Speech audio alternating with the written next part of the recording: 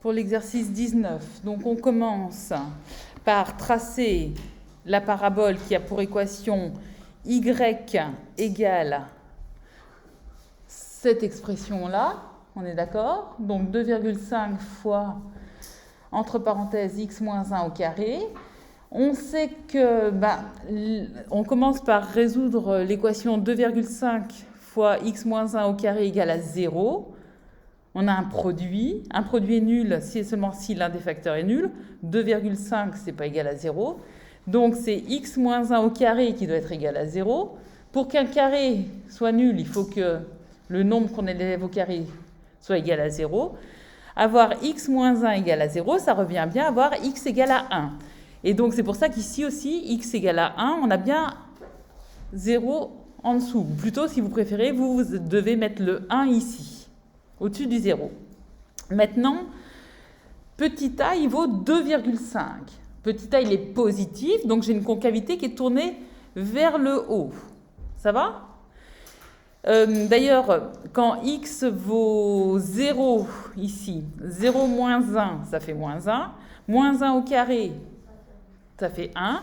Et donc, on se retrouve avec une ordonnée à l'origine qui vaut 2,5. C'est pour ça qu'ici, on a 2,5. Vous voyez peut-être pas très bien, mais si on grossit, on voit mieux là, la parabole. Ça va ?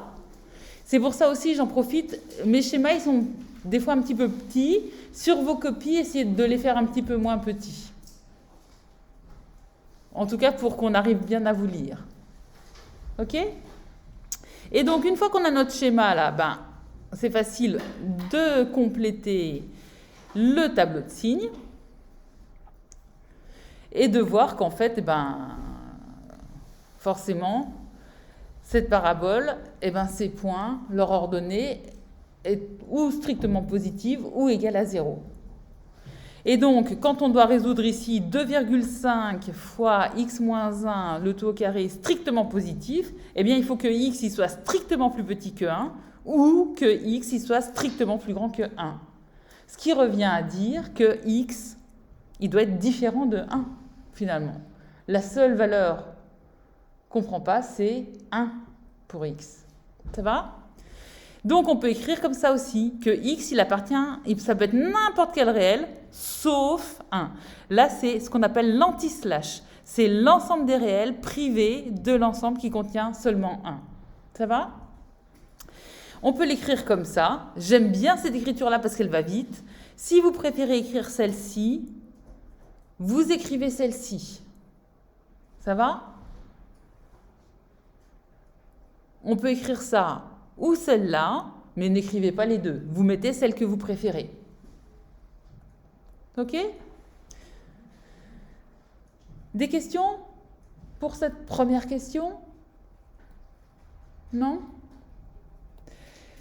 Et donc maintenant, on doit passer à la question suivante. C'est 2,5 fois x moins 1 au carré qui peut être supérieur ou égal à 0. Et en fait, on se rend compte qu'on peut tout prendre. X, ça peut être n'importe quel réel. Donc, en fait, cette inéquation, on dit qu'elle est vraie tout le temps. On termine juste pour cet exercice. Donc, cette inéquation, elle est vraie tout le temps. Et puis maintenant, avoir 2,5 fois x moins 1 au carré strictement négatif, cette inéquation, elle est impossible. L'ensemble des solutions, c'est l'ensemble vide. Ça va ? Et pour la quatrième question, la seule façon pour 2,5 fois x moins 1 au carré d'être inférieur ou égal à 0, c'est quand, en fait, c'est égal à 0. Donc, on a une seule solution qui est x égale à 1. Donc, l'ensemble des solutions, c'est ça. Pour demain, vous me ferez l'exercice 20. Ça va ?